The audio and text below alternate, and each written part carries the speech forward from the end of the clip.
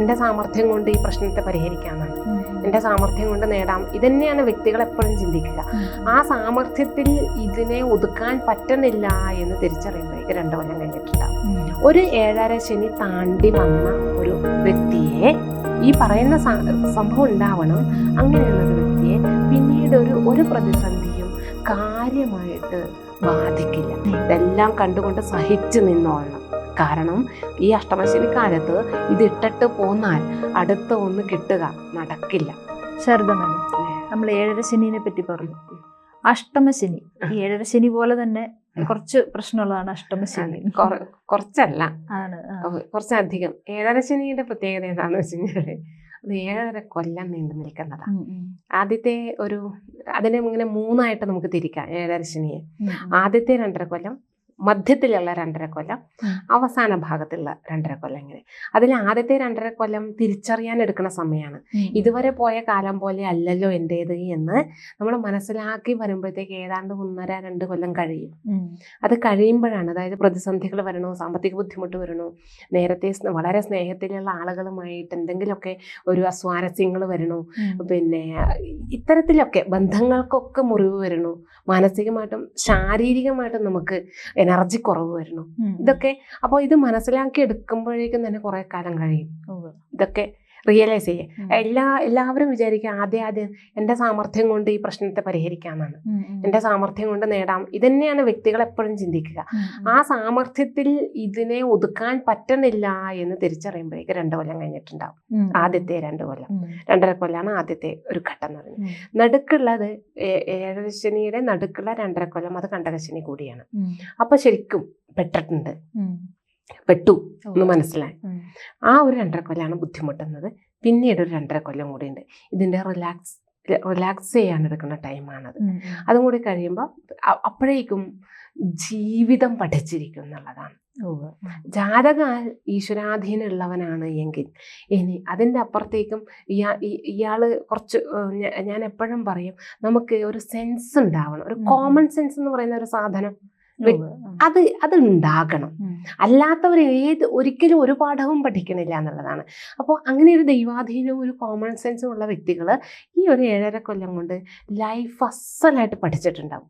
ഒരു 7.5 ശനി താണ്ടി വന്ന ഒരു വ്യക്തിയെ, ഈ പറയുന്ന സംഭവം ഉണ്ടാവണം, അങ്ങനെയുള്ളൊരു വ്യക്തിയെ പിന്നീട് ഒരു പ്രതിസന്ധിയും കാര്യമായിട്ട് ബാധിക്കില്ല. ഒന്നിലും പിന്നെ കുലുങ്ങില്ല, മാനേജ് ചെയ്യാൻ പഠിച്ചിട്ടുണ്ടാകും എന്നുള്ളതാണ്. ബന്ധുക്കളെ ആയാലും സുഹൃത്തുക്കളെ ആയാലും അതെല്ലാം പോട്ടെ, അവരെയൊന്നും മാറ്റാൻ നമുക്ക് സാധിക്കില്ല. അവനവനെ മാനേജ് ചെയ്യാൻ പഠിച്ചിട്ടുണ്ടാകും. അതാണ്. അതേ സമയത്ത് അഷ്ടമശനി എന്ന് പറയുന്നത്, ഇപ്പം നിലവിൽ അഷ്ടമശനി ഉള്ള ആളുകൾ എന്ന് പറഞ്ഞാൽ കർക്കിടക രാശിക്കാരാണ്, കർക്കിടക കൂറുകാരാണ്. പുണർദം, പൂയം, ആയില്യം. പുണർദത്തിന്റെ അവസാനത്തെ കാൽഭാഗവും പൂയവും ആയില്യം നക്ഷത്രവും. ഇത്രയും പേർക്കാണ് ഇപ്പം അഷ്ടമശനി ഉള്ളത്. നമുക്ക് വേണമെങ്കിൽ നമ്മളുടെ ഈ എപ്പിസോഡ് പോകുമ്പോൾ അതിന്റെ കമന്റ് വരുമ്പോൾ നോക്കിക്കഴിഞ്ഞാലും മനസ്സിലാവും. കാരണം അവരിപ്പോൾ അനുഭവിക്കാത്ത വിഷയങ്ങളില്ല എന്നുള്ളതാണ്. ഇപ്പൊ സാമ്പത്തികമായിട്ടുള്ള ബുദ്ധിമുട്ട്, ചിലപ്പം ഒരു 10-50 വയസ്സ് പ്രായം, 50 അതിൽ കൂടുതലോ പ്രായമുള്ളവരാണെങ്കിൽ മക്കള് പോലും ശത്രുപക്ഷത്തായിട്ടുണ്ടാവും. ശരി. ആരോഗ്യം നഷ്ടപ്പെട്ടു പോയി. അതുവരെ ഈ ഒരു 2-2.5 കൊല്ലത്തിന് മുന്നേ വളരെ എനർജറ്റിക് ആയിട്ട് ഓടി നടന്നിരുന്ന ആളുകളെ സംബന്ധിച്ച് പെട്ടെന്നായിരിക്കും അവർക്ക് ആരോഗ്യം നഷ്ടപ്പെട്ടിട്ട് മുൻപത്തെ പോലെ പറ്റുന്നില്ല എന്ന് അവർ റിയലൈസ് ചെയ്തു. മാത്രമല്ല ഇത് പെട്ടെന്നൊരു അടികിട്ടിയ പോലെയുള്ള അവസ്ഥയാണ്.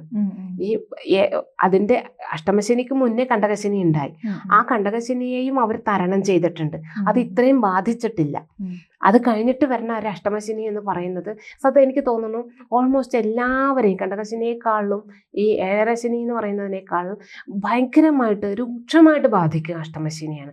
പലപ്പോഴും ജ്യോത്സ്യന്മാരെ അതിനെ അത്ര പ്രാധാന്യത്തോടു കൂടി കാണാറില്ല, കുറച്ച് ലഘൂകരിച്ചിട്ടാണ് വിടാറ്. അങ്ങനെയല്ല, അഷ്ടമശനി വലിയ പ്രതിസന്ധി ഉണ്ടാകുന്ന കാലം തന്നെയാണ്. എല്ലാ തരത്തിലും സാമൂഹിക ബന്ധങ്ങളെ കൂടി അത് ബാധിക്കുന്നുണ്ട് എന്നുള്ളതാണ്.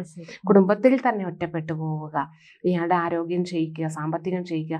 മാത്രമല്ല ധാരാളം പൈസ പൈസ ഇന്നോടത്തേക്കാണ് ഞാൻ ചെലവാക്കിയതെന്ന് പോലും മനസ്സിലാവാത്ത രീതിയിൽ നിക്ഷേപം എന്ന് വിചാരിച്ചിട്ട് ചെയ്തിരിക്കുന്ന പ്രവൃത്തി അതുപോലും നമുക്കിങ്ങനെ വെള്ളത്തിൽ ഒഴുക്കിക്കളഞ്ഞ മാതിരിയാണ്. ഒരിക്കലും തിരിച്ചു വരുമെന്ന് നമുക്ക് ചിന്തിക്കാൻ പറ്റില്ല. ഇങ്ങനെ കടലിൽ നമ്മൾ ഒരു കെട്ട് നോട്ട് കടലിലേക്ക് ഇട്ട് കഴിഞ്ഞാൽ വേണമെങ്കിൽ നമുക്ക് പ്രതീക്ഷിക്കാം ഏതെങ്കിലും ഒരു തിര വരുമ്പോൾ അതെനിക്ക് തിരിച്ചു തരുന്നു. ഇത് അതുപോലും സാധിക്കാത്ത പോലും പ്രതീക്ഷ വേണ്ട എന്നുള്ളതാണ്. അങ്ങനെയാണ് ഈ അഷ്ടമശനിക്കാരുള്ളത്. പ്രത്യേകിച്ചും ഇപ്പം ഈ കുംഭത്തിൽ നിന്നും മാറാൻ പോകുന്ന ശനി, അയാള് കാട്ടിക്കൂട്ടിയ വിക്രിയകൾ എന്ന് പറഞ്ഞു കഴിഞ്ഞാൽ ചില്ലറയൊന്നുമല്ല. മര്യാദക്ക് തൊഴിൽ ചെയ്തുകൊണ്ടിരുന്ന ഒരു സ്ഥാപനത്തിൽ അല്ലെങ്കിൽ ഒരു ഗവൺമെന്റ് സർവീസിൽ പോലും നിന്നിരിക്കുന്നവര് ജോലി ഇട്ടിട്ട് പോരേണ്ട അവസ്ഥ. അപ്പോൾ മുന്നേ കൂട്ടി ചോദിച്ചവരോടൊക്കെ ഞാൻ പറഞ്ഞിട്ടുണ്ട്, ഒരു കാരണവശാലും നിങ്ങളായിട്ട് ജോലി ഉപേക്ഷിക്കരുത്. പറഞ്ഞു വിട്ടാൽ നമുക്ക് നിവൃത്തിയില്ല. നിങ്ങളായിട്ട് അവിടെ പല പ്രതിസന്ധികൾ ഉണ്ടാകും. അന്ന് വരെ സ്നേഹിച്ച് നിന്നിരുന്ന മേലധികാരികളിൽ നിന്ന് നോട്ടീസ് കിട്ടും നമുക്ക്. അപ്പോൾ അതല്ലെങ്കിൽ ഒപ്പം നിന്നിരുന്നവർ നേരെ എതിരായിട്ട് മാറും. അങ്ങനെയൊക്കെ പല പ്രതിസന്ധികളും അവിടെ ഉണ്ടാവും. നിങ്ങളെ തരം താഴ്ത്തി എന്ന് വരും. പൊസിഷനിൽ നിന്ന് പ്രൈവറ്റ് ഫോമിലൊക്കെ ആണെങ്കിൽ പൊസിഷനിൽ നിന്ന് തരം താഴ്ത്തി എന്ന് വരും. അല്ലെങ്കിൽ ഒപ്പം ഉണ്ടായിരുന്ന നമ്മളെക്കാൾ സർവീസ് കുറഞ്ഞവരെ നമ്മളുടെ മുകളിലേക്ക് കയറ്റി എന്ന് വരും. ഇതെല്ലാം കണ്ടുകൊണ്ട് സഹിച്ചു നിന്നോളണം. കാരണം ഈ അഷ്ടമശനി കാലത്ത് ഇത് ഇട്ടിട്ട് പോന്നാൽ അടുത്ത ഒന്ന് കിട്ടുക നടക്കില്ല, കയറാൻ പറ്റില്ല എന്നുള്ളത് തന്നെയാണ്. അപ്പൊ അത്ര ബുദ്ധിമുട്ടിയിട്ടുണ്ട് ഇവർ. എന്തായാലും അവർക്ക് ആശ്വാസമാണ്, ശനി ഇപ്പോൾ തന്നെ മാറൂട്ടോ, ഒരു മാസം കൂടി നിങ്ങൾ ക്ഷമിച്ചാൽ മതി. അതായത് കർക്കിടകക്കൂറുകാരോട് പ്രത്യേകമായിട്ട് പറയുകയാണ്. പുണർദത്തിന്റെ കാല്, പൂയം, ആയില്യ നക്ഷത്രക്കാരോട് പറയുകയാണ്, കുറച്ച് നാളുകൾ കൂടി, കുറച്ച് ദിവസങ്ങൾ കൂടി നിങ്ങൾ ക്ഷമിച്ചാൽ മതി. നിങ്ങളുടെ കഷ്ടത മാറി നിങ്ങൾക്ക് കുറച്ചും കൂടി ബെറ്റർ ആയിട്ടുള്ള ഒരു ഫ്യൂച്ചർ ഉണ്ട്. അതേസമയം ഇനി, അതായത് ഈ മാറ്റം, ഈ മാർച്ച് അവസാനത്തോടു കൂടി ശനി മാറുന്നു എന്ന് പറഞ്ഞു കഴിഞ്ഞാൽ നിലവിലുള്ള കണ്ടകശനിക്കാർക്ക് കണ്ടകശനി മാറുന്നു, അഷ്ടമശനിക്കാർക്ക് അത് മാറുന്നു. അടുത്തൊരു കൂട്ടർക്ക് വരികയാണ് ചെയ്യുന്നത്. ഇനി വരാൻ പോകുന്നത് ചിങ്ങക്കൂറുകാർക്കാണ്. മകം, പൂരം, ഉത്രത്തിന്റെ കാല്, ഇവർക്കാണ് ഇനിയത്തെ അഷ്ടമശനി വരാൻ പോകുന്നത്. അപ്പോ അവരെ സംബന്ധിച്ച് പക്ഷേ കുറച്ച് ഇപ്പൊ പറഞ്ഞ അത്ര രൂക്ഷത, അഷ്ടമശനിയുടെ അത്ര രൂക്ഷത അവർക്ക് ഉണ്ടാകില്ല എന്നാണ് നമ്മൾ പ്രതീക്ഷിക്കുന്നത്. കാരണം ഇനി ആ ശനിയുടെ കുംഭം രാശിയിൽ നിന്നുള്ള മാറ്റം, കുംഭ സ്വക്ഷേത്രവും മൂലത്രികോണ രാശിയുമാണ് ശനി എന്നുള്ളത് കൊണ്ടാണ് അവിടെ നിന്ന് അദ്ദേഹത്തിന് മാറാനുള്ള ടൈം ആയതുകൊണ്ടാണ് ഇത്രയും ബുദ്ധിമുട്ടേറിയ കാലമായി പോയത്. ഇനി മീനൻ രാശിയിലേക്ക് വരുമ്പോൾ ഇത്ര തന്നെ ബുദ്ധിമുട്ടുണ്ടാവില്ല. അഷ്ടമശനിയാണ് എങ്കിൽ പോലും ഇത്ര, അതിൻ്റെ കേന്ദ്രത്തിൽ വ്യാഴമുണ്ട് എന്നൊക്കെയുള്ള കുറേ ആനുകൂല്യങ്ങൾ അതിനുണ്ട് എന്നുള്ളത് കൊണ്ട് നമ്മൾ പ്രതീക്ഷിക്കുന്നത് ഇത്രയും ബുദ്ധിമുട്ട് അടുത്ത അഷ്ടമശനിക്കാർക്ക് ഉണ്ടാവില്ല. എങ്കിലും അത് അഷ്ടമശനിയാണ് എന്നുള്ളത് കൊണ്ട് തന്നെ നമ്മുടെ എല്ലാ ഇടപാടുകളിലും, വ്യക്തികളോടുള്ള ഇടപാടുകളിലാണെങ്കിലും ബന്ധുക്കളോടുള്ള നമ്മളുടെ രീതികളിലാണെങ്കിലും ഒരു കൺട്രോൾ നമുക്ക് എപ്പോഴും ആവശ്യമാണ്. എപ്പോൾ വേണമെങ്കിലും നമ്മൾ ആരോപണ വിധേയരാകാം, എപ്പോൾ വേണമെങ്കിലും നമ്മളുടെ സാമ്പത്തികത്തിനെ ഇത് ബാധിക്കാം, നമ്മളുടെ തൊഴിലിനെ ബാധിക്കാം, മാനസികാരോഗ്യത്തെ ബാധിക്കാം, ശാരീരിക ആരോഗ്യത്തെ ബാധിക്കാം. ഇത് ബാധിക്കാത്ത ഏരിയ ഏതാണെന്ന് ചോദിച്ചു കഴിഞ്ഞാൽ ഒന്നുമില്ല എന്നുള്ളതാണ്. ഇത് ബാധിക്കാത്ത ഒരു സ്ഥലവും ഉണ്ടാവില്ല.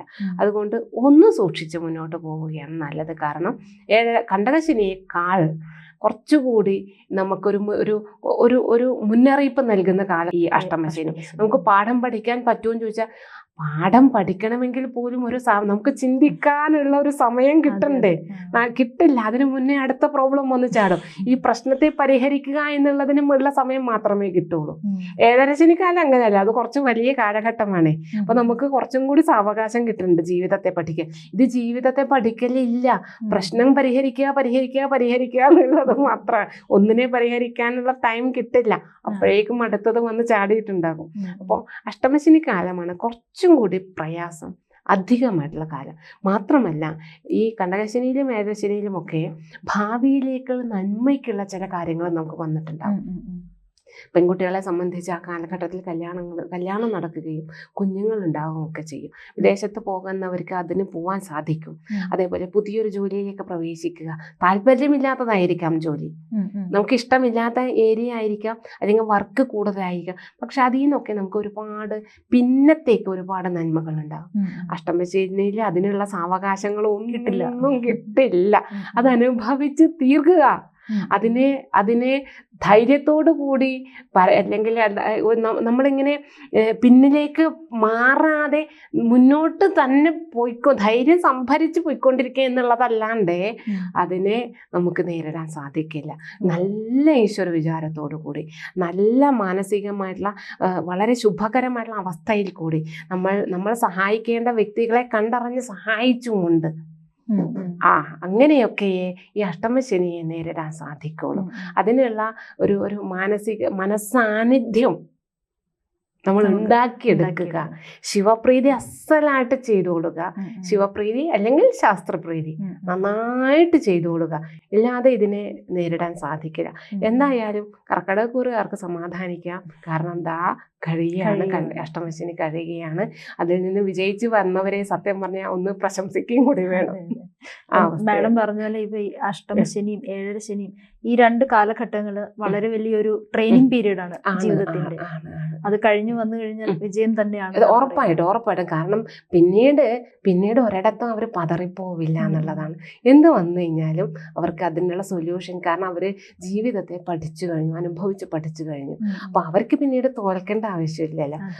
അപ്പോൾ ഇതിനെ ഒരു പോസിറ്റീവ് സെൻസിൽ ഇതിനെ എടുത്താൽ മതി. അല്ലാണ്ട് അന്ന് അങ്ങനെ ഉണ്ടായല്ലോ, അന്ന് ഇങ്ങനെ ഉണ്ടായല്ലോ, എനിക്ക് അങ്ങനെ പറ്റിയല്ലോ എന്ന് ആ രീതിയിൽ തന്നെ എപ്പോഴും ചിന്തിച്ചുകൊണ്ടിരിക്കുന്നവർക്ക് ഒരിടത്തും കയറി വരാൻ പറ്റില്ല. അതേസമയം അതിൽ നിന്ന് ഞാൻ ഇന്ന പാഠങ്ങളൊക്കെ പഠിച്ചിട്ടുണ്ട്, ആ ഒരു പിൻബലത്തോടു കൂടി മുന്നോട്ട് പോകാം എന്ന് ചിന്തിക്കുമ്പോഴാണ് എപ്പോഴും ലൈഫ് വളരെ ആനന്ദകരമായി തീരുക. എൻ്റെ ലക്ഷ്യം എപ്പോഴും ജീവിതം എപ്പോഴും നമുക്കൊരു അതിൻ്റെ ഒരു ടോട്ടാലിറ്റി എടുത്തു കഴിഞ്ഞ് കഴിഞ്ഞാൽ ഒരു ആനന്ദമായിരിക്കണം എന്നുള്ളതാണ്. അങ്ങോട്ടേക്ക് എത്തണമെങ്കിൽ ഇതിൽ നിന്നുള്ള പാഠത്തെ ഉൾക്കൊണ്ടുകൊണ്ട് അനുഭവത്തിന്റെ ആ വേദനകളെയല്ല നമ്മൾ എടുക്കേണ്ടത്, അതിൽ നിന്ന് എന്ത് പഠിക്കാൻ പറ്റി എനിക്ക് എന്നുള്ളതാണ്. ആ പാഠത്തെ ഒരു സഞ്ചിയിലാക്കിയിട്ട് കയ്യിൽ പിടിച്ചിട്ട് പോയി കഴിഞ്ഞാൽ നമുക്ക് എപ്പോഴും സന്തോഷം ഉണ്ടാകും മുന്നോട്ട്. അത് ശരിയാണ്. അതായത് മുറിവുകൾക്ക് കാരണമായ ആളുകളെക്കാൾ ഉച്ചത്തിൽ വിജയങ്ങൾ സംസാരിക്കുന്ന ദിവസങ്ങൾ എല്ലാവർക്കും വരുമെന്ന് നമുക്ക് പ്രതീക്ഷിക്കാം. നന്ദി മാഡം. ജ്യോതിഷമോ വാസ്തുവോ പൂജയോ നിങ്ങൾക്ക് ആവശ്യമുണ്ടോ? താഴെ കാണുന്ന നമ്പറിലേക്ക് വാട്സപ്പ് ചെയ്യൂ. നിങ്ങൾ ചെയ്യേണ്ടത് ഇത്രമാത്രം: താഴെ കാണുന്ന നമ്പർ നിങ്ങളുടെ മൊബൈലിൽ സേവ് ചെയ്യൂ. അതിനുശേഷം ഞങ്ങളുടെ നമ്പറിലേക്ക് വാട്സപ്പിലേക്ക് ഹായ് അയക്കൂ. ജ്യോതിഷ സംബന്ധമായ എല്ലാ ആവശ്യങ്ങൾക്കും ABC മലയാളം നിങ്ങളോടൊപ്പമുണ്ട്. ജ്യോതിഷവുമായി ബന്ധപ്പെട്ട എല്ലാ വിശേഷങ്ങളും നിങ്ങളിലേക്കെത്താൻ ABC ജ്യോതിഷം സബ്സ്ക്രൈബ് ചെയ്യുക.